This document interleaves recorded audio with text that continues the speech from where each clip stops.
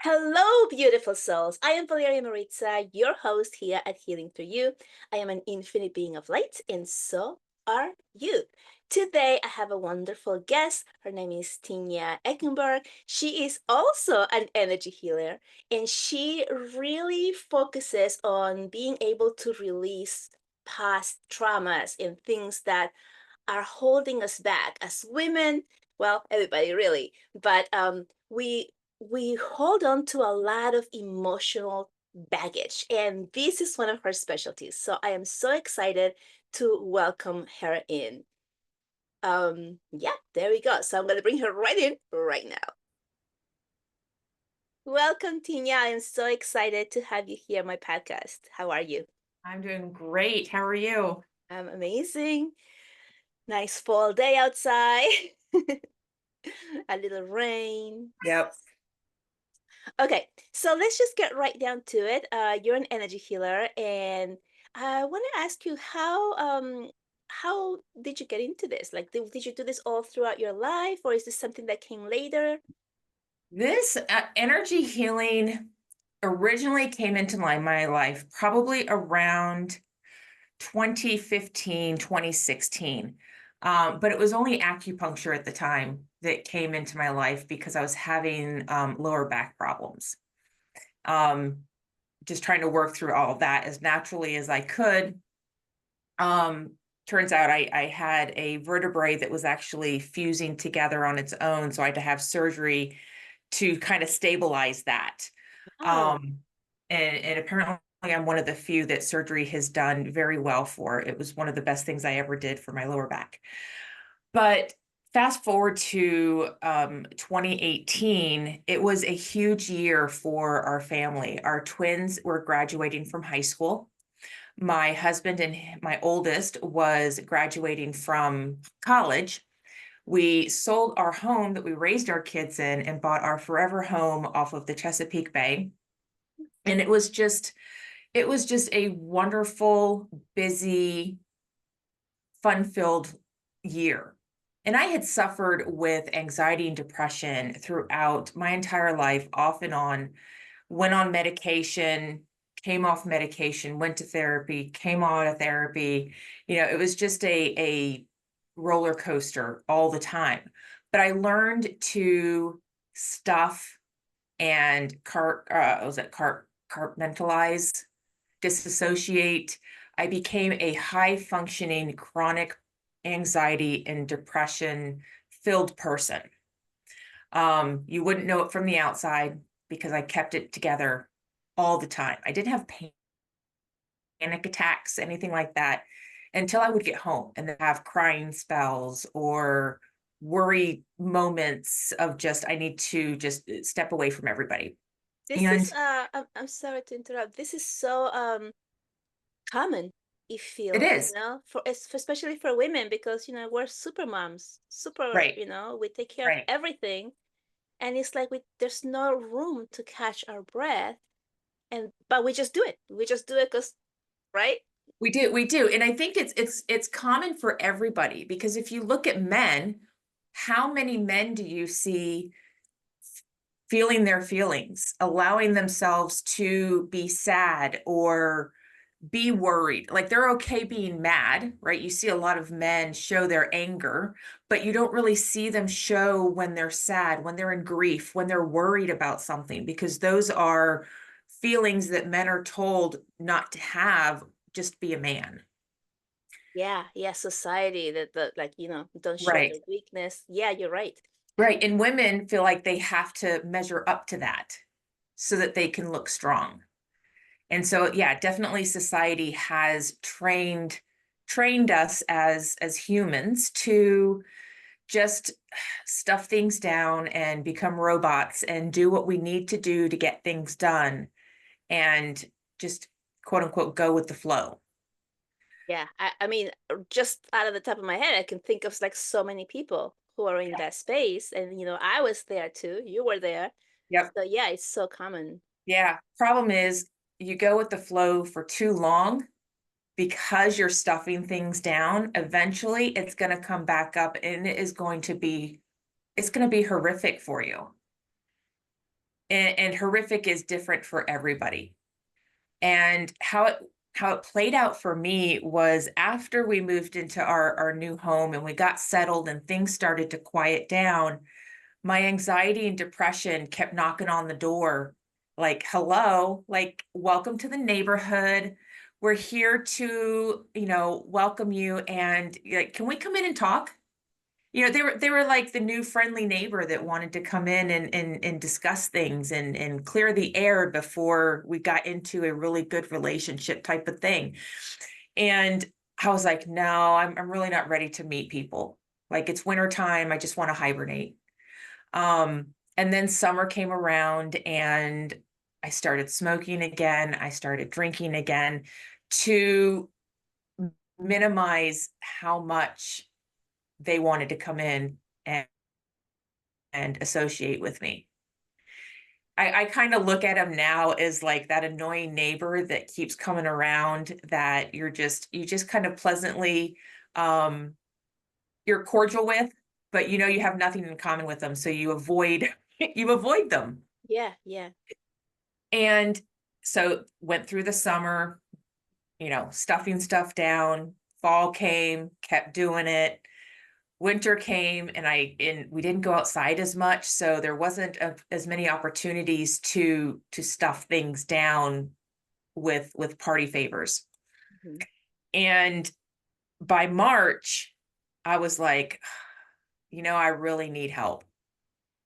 I'm either going to run myself into a telephone pole so that I can get some time off from work. Because I was, worried about taking time off of work because, like, I wasn't sure if I had enough vacation time. That whole financial part worried me about, can I take time off to take care of myself? And it was just, I had to do something. So I went the traditional routes at first because that's what I really knew. That's what I always fell back on. So I got in touch with a doctor. Now, this was during COVID. So this is when everything was starting to be online. Mhm. So I went through my insurance to make a doctor's appointment because my doctor was not doing televisits yet. My doctor wasn't doing any visits. So I met with this doctor and it was a 15-minute appointment. And his questions were the typical mental health questions. He asked me, have you ever thought about hurting yourself? And I said, no. I just feel tired and I feel sad all the time. And the reason I didn't tell him was because it was a 15-minute appointment. I didn't trust him. I didn't know him.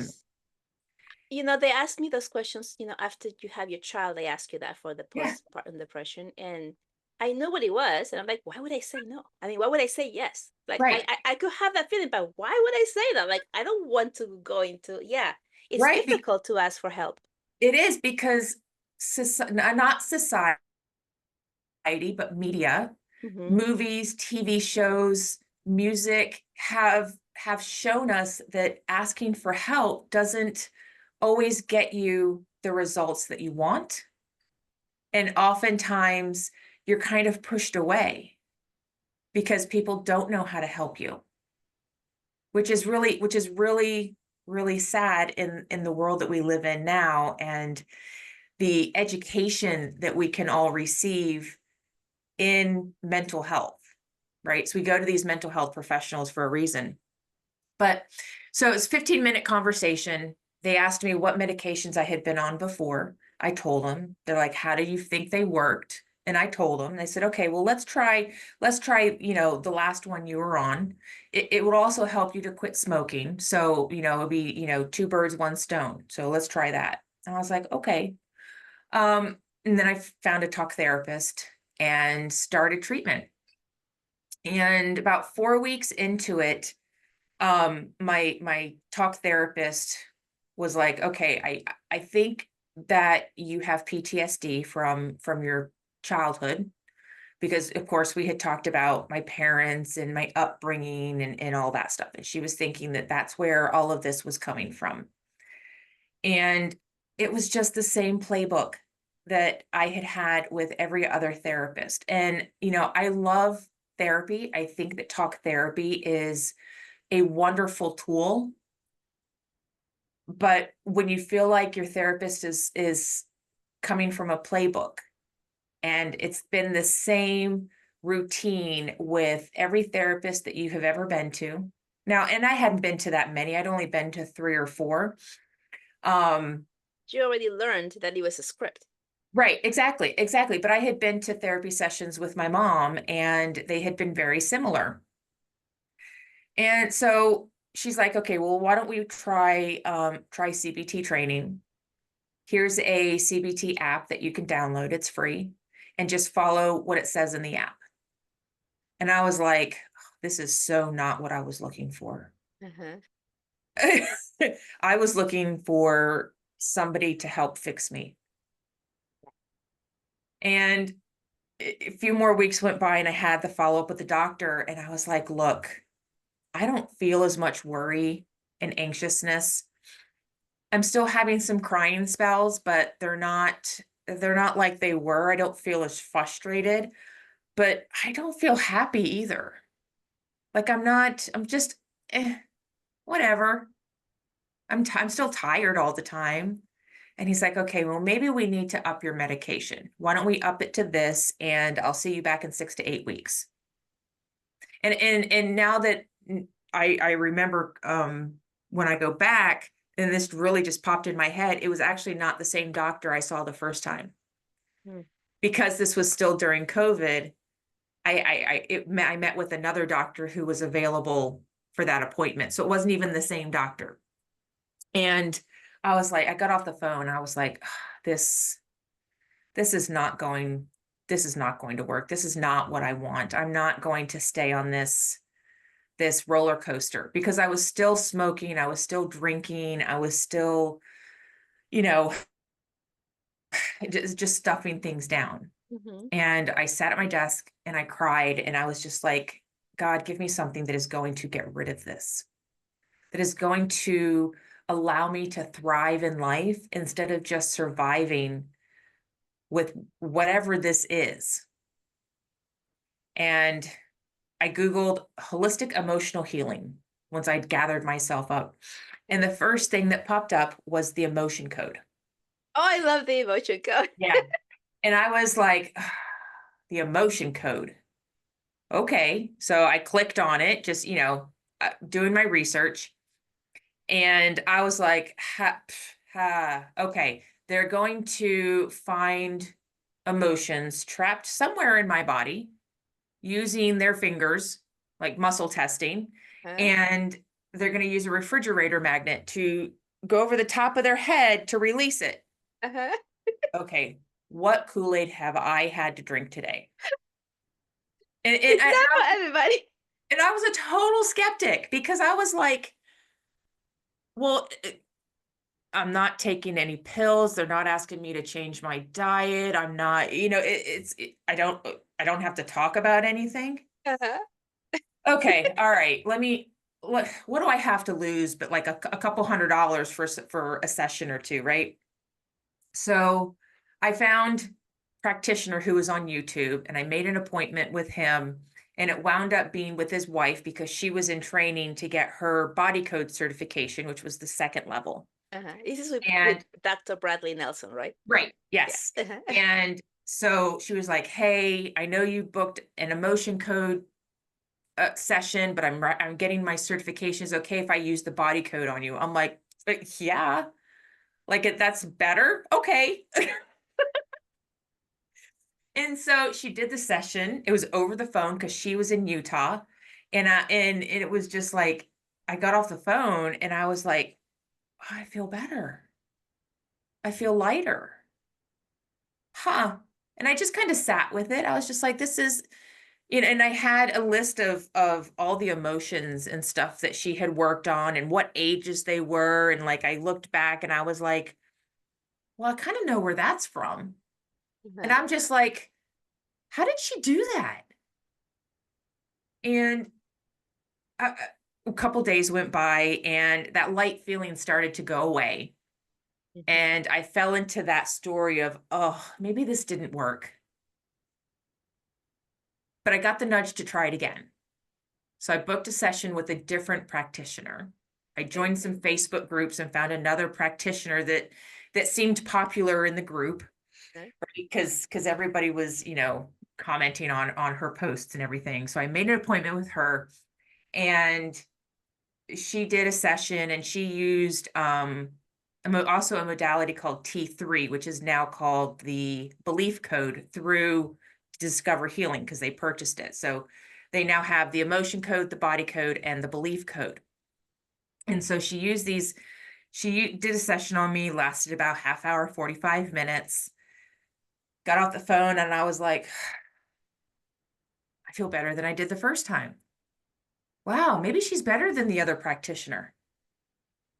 But I felt good. A couple days went by. Heaviness started coming back again, but it wasn't as heavy as it was the first time. Mhm. And I was like, And I knew that this was doing something, because this was the only thing I was doing. Because I had cold turkey stopped taking the medication, which I do not recommend to anybody. But if you have done it, you know that when you're in that space and you don't feel like something's working, you just stop cold turkey. Yeah. Um, so I knew that there was something to this. And Discover Healing was offering a webinar for $97, a 2-day webinar. And I was like, you know what? Let me hear what this is all about from the horse's mouth. Mhm. So I went to the webinar, and I was on the webinar while I was at work, because I was working from home at that point. And so I was like, I was doing my work while I was on the webinar, paying attention. And by the end of the webinar, I was like, I'm signing up for my certification. And I love it. I was doing it for myself, to learn how to do it myself, because Mhm. we were still in a position where um, we were not living financially comfortable as we would have liked at the time. Having, 3 kids that were all grown, we were both working, didn't really have to pay much for the kids anymore like we used to. But getting the certification and learning how to do it myself was a heck of a lot cheaper than $150 to $200 a week for a session with another practitioner. So I signed up, started practicing, working on myself, working on friends and family to get my certification. And within a month, I was done with that certification. I was feeling pretty good. So I signed up for the body code.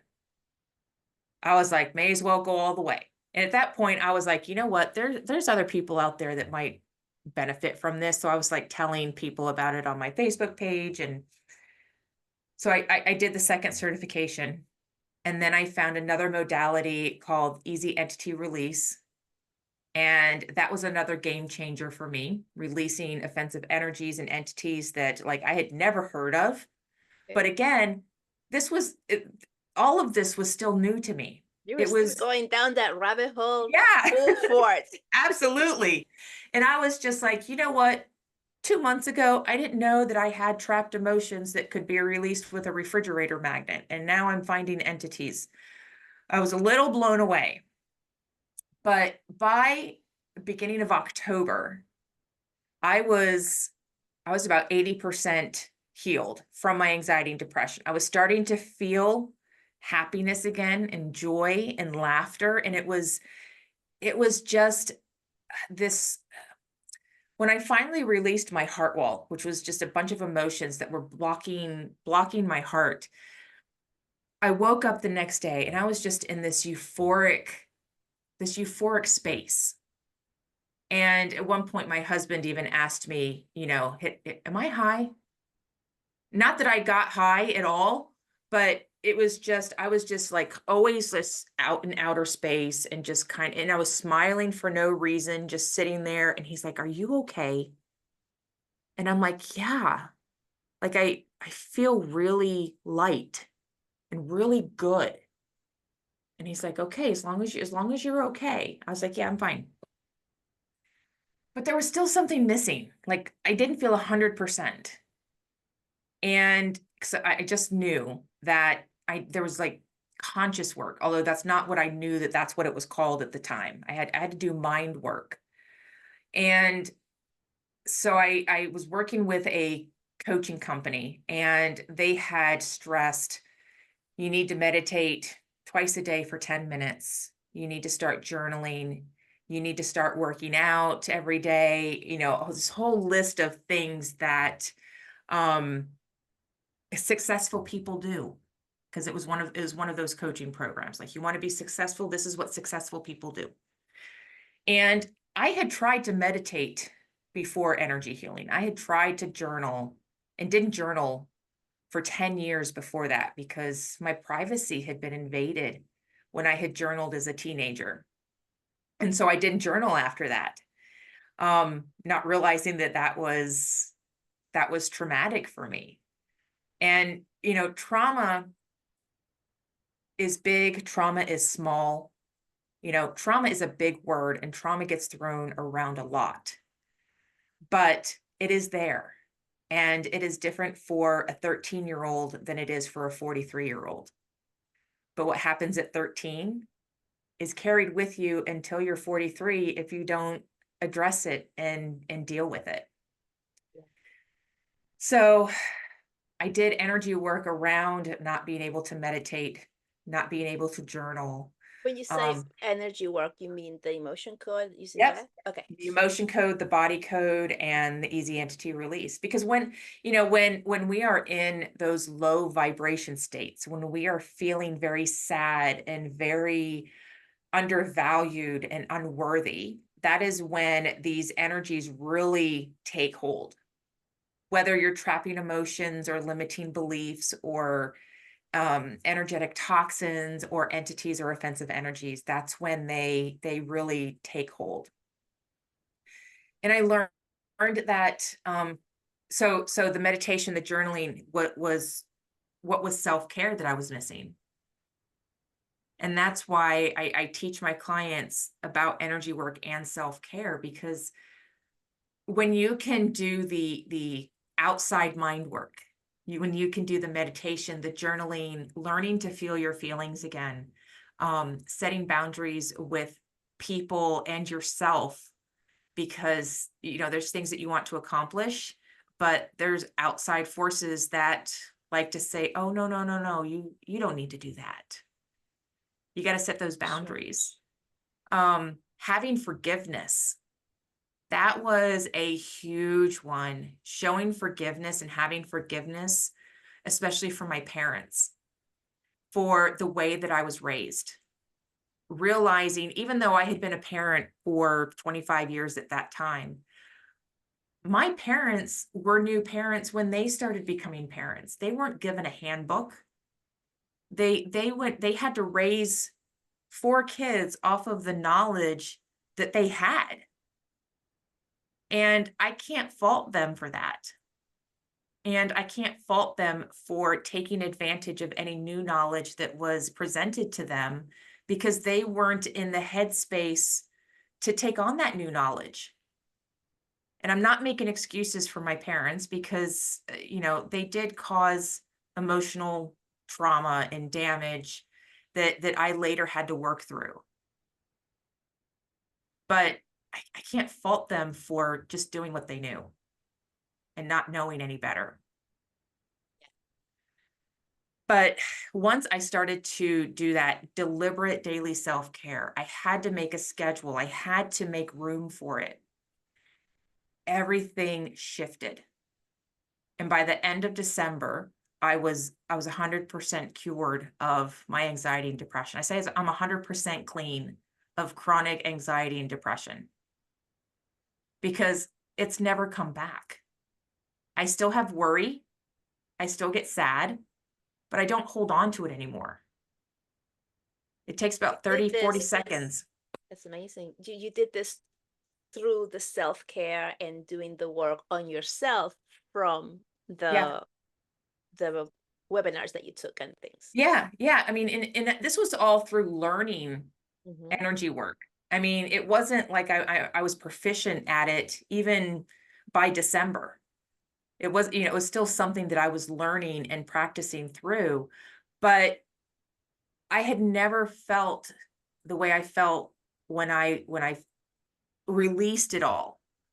Even when I had my kids, I didn't feel the joy I felt in December of 2020, which was, horrible feeling because when you have your kids, you think that that is the happiest moment of your life.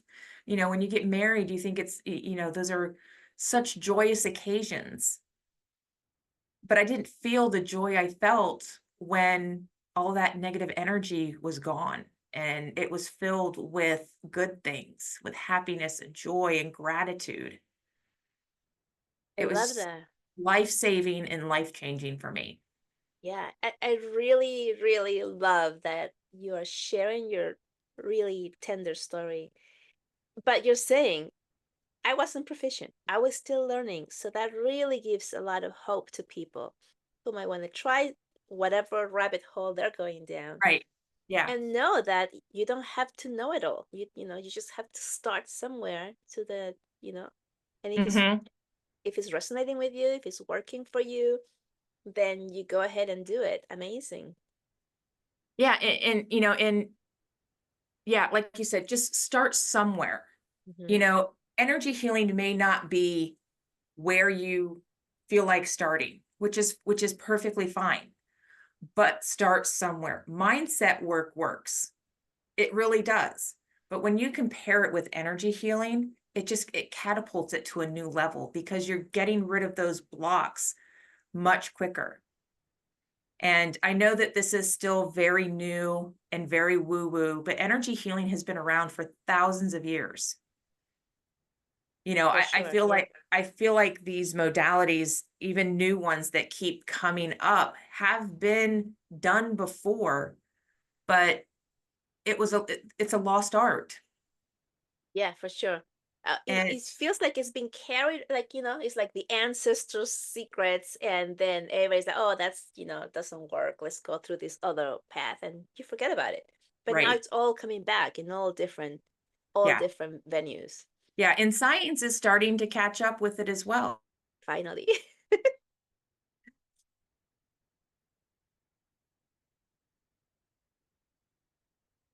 It looks like we've lost Tinia. I'm going to stop this for a second. There we go. Hi again. Where did we leave off? um, Start somewhere. Oh, or energy healing is not for Uh, everybody. right. Energy healing is not for everybody. Well, I To start. think it is for everybody, but Yes, we. right. Oh, we were talking But also start. the ancient, like the Oh, things that have. yes, Yes. yes. So start somewhere, you know, all of these energy modalities that are coming up have been here before. They're just being rediscovered so that new people are letting us know what they are. But start somewhere. Start with talking to somebody if you need to.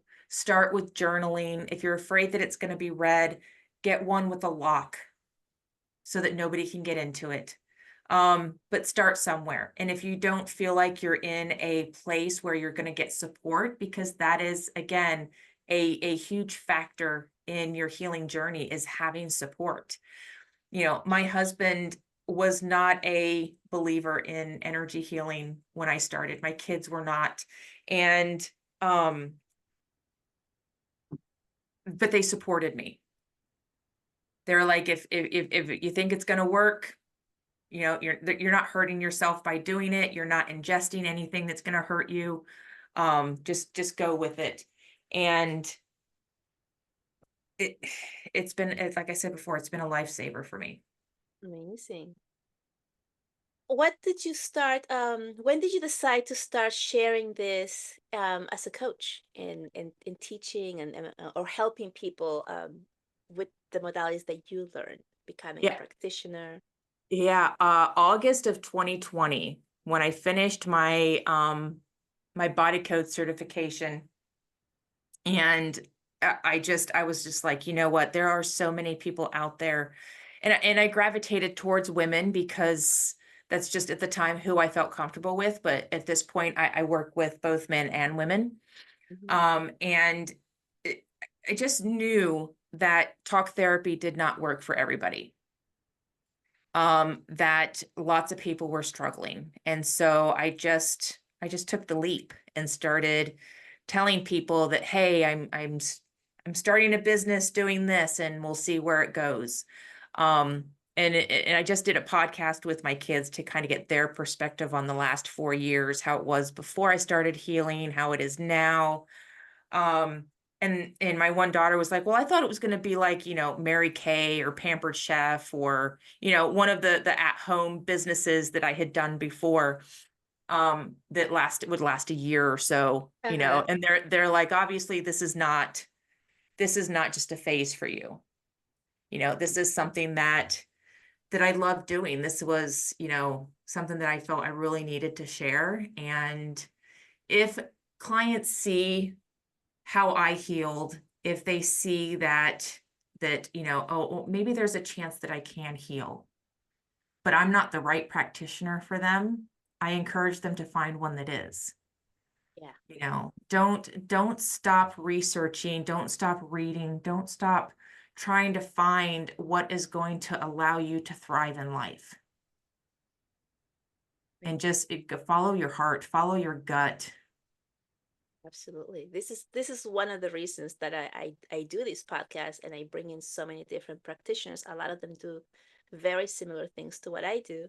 But that's exactly why, because it's like, if I'm not the one, but you're listening to me, perhaps you'll hear somebody else who's doing something different that sparks that interest in you and that allows you to go down that rabbit Yeah. hole for yourself. Like, oh, that still sounds too much woo woo. Oh, but this other thing might work for me, right? And Right. so like that's the goal, that for me, to bring all different peoples with different backgrounds and telling their stories so that the audience can see that we're all just regular people. Yeah. Yeah, we Just are. like you and me, Yep. we're just the same, and it's just taking that path down whatever it is that our heart or our soul is guiding us to go, and Mhm. that it starts to work so that we can have that power, that Yeah. our health is in our own hands. Yeah. And I can remember talking about paths. I look back over my childhood through adulthood and I'm like, why didn't this stuff come into my awareness earlier? And the truth is that it did. My mom used to teach the kids in the neighborhood when we lived in England, would teach them meditation, Mm-hmm. but I ignored it. Yeah, Either I didn't you feel weren't like ready. I wasn't, I was 7 or 8 years old, Mm-hmm. but oh, we froze again. Uh-oh. Oh, there we go. Okay. um, but and stuff came in during when I was a teenager, and The Secret was introduced to me in 2011, and I practiced that for a few years, and then I got away from it. Mhm. So energy work and the universe and all of this stuff has really been in my awareness for a very long time. But like you said, we're just not ready for it. Yeah. And when we are ready for it, it's gonna work like crazy. Also, I don't think, like, collectively we weren't ready, because 20 years ago you didn't see podcasts or chats or talks of Right. so many people doing alternative medicine like you do now. Yeah. Like 20 years ago, if you had a practitioner that you went down this way, this to heal yourself, you wouldn't be feeling like, oh, maybe I'll go online and start a business, like, because it Right. was a lot more hush hush. It was a lot more like, that's weird type of thing. Yeah. The We hippies. would have been called witches or part of a cult or Oh, we still do. something like that. I don't even maybe I just because I don't listen to it anymore. It's just like whatever. This actually happened to me last year. My son was in Catholic school because we just went that way, and I got called in at one point, and they're like, "We have questions about your website," and it was a real modern day witch hunt, and I was like, Wow. "What? I can't believe this is happening." So yeah, it still happens, but the difference is that 20 years ago we would have been like scared, hiding, reclusing, apologetic.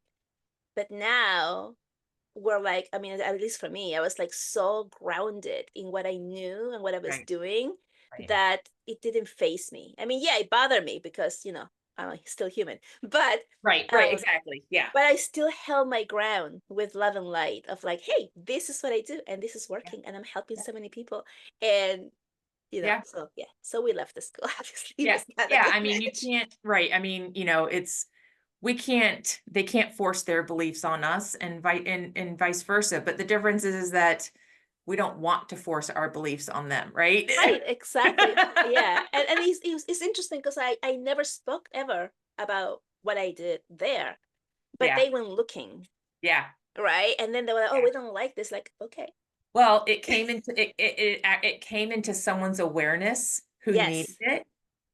It was yes. a seed that was planted. That's And exactly. I left there feeling the same. Oh my gosh! yeah. I'm like, I was the seed for these Yeah. people. It's like, Yep, you were the seed for somebody, yeah, and it may take 10 years for that seed to grow enough for them to go, "Oh, maybe I should look into this." Now, they're never gonna remember that you were the seed, and that's not okay. I mean, that's right? okay. That's not a problem. Because when we grow vegetables, do we really remember what seed it came from? Right, We don't. right. All we know is that it was planted and it grew this beautiful thing that we now get to enjoy and help nourish us. And that's exactly why we're here, is to plant those seeds so that the next generation can go, yeah, there's a way for me to do generational healing. It's so true because a lot of the things that you mentioned, like the terms, like generational healing, like trapped emotions, what are these things? Like, yeah, like when you first start, like with me as well, no idea these things even existed or that they were something or that they were real, Right. right? Yeah. Yeah.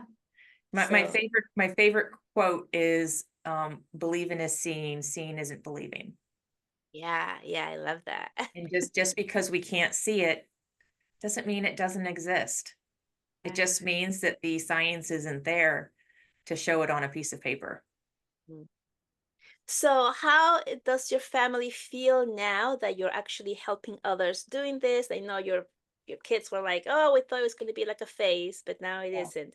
But are they more open to it? Do they also receive healing from you, energy healing? They do.